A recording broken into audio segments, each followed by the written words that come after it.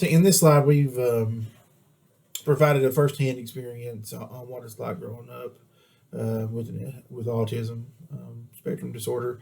Dr. Kerry Magro is pretty much the male version of Dr. Temple Grandin. He's a award-winning author. He was an individual that was nonverbal till he was 2.5 years old, and was diagnosed when he was with autism at the age of 4. He goes through in this video and explains what it's like to grow up as a child with autism, not able to tell your parents you love them, not being able to experience things the way the other kids do. And this is something that Carlos is going to have to go through as his disorder progresses as he gets older. The one thing that Dr. Magro really states and emphasizes, though, in the video is that with therapy and with help both and education, both for himself as a client, as a patient, and then his parents and those surrounding him, things didn't get better as far as curing his autism, since autism isn't a curable disease. Things did get easier, and he was able to turn his life into a inspiration for others with autism spectrum disorder in varying different stages. There are also quite a few barriers individuals with autism face as they grow older.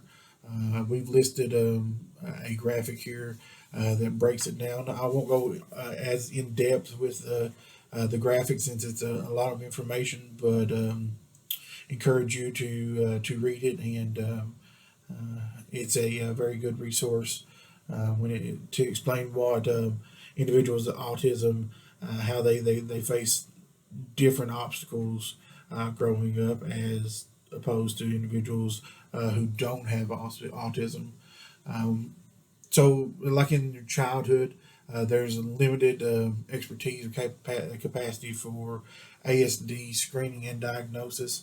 A lot of kids that have ASD don't see a specialist or aren't diagnosed with ASD until they're older. The one thing that I've noticed throughout the childhood, throughout transition, and into adulthood, the one big lacking thing that research has shown is a lack in insurance coverage for individuals with autism. Uh, so I would say that Carlos has a bright future because every day, uh, they're bringing more awareness to ASD as far as a disorder and as far as a treatable, and being able to overcome the obstacles of autism that a lot of these individuals um, who, when they get the help and get the therapy, it really helps them with their symptoms and brings them out of their shell, so to speak. Um, as far as Carlos, at this point, we don't know if for sure if he is catatonic.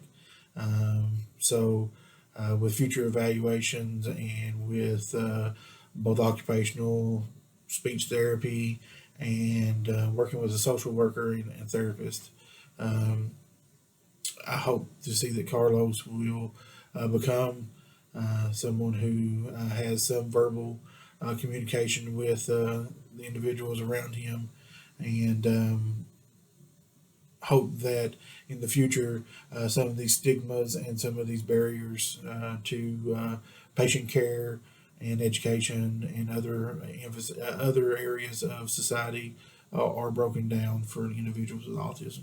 Thank you.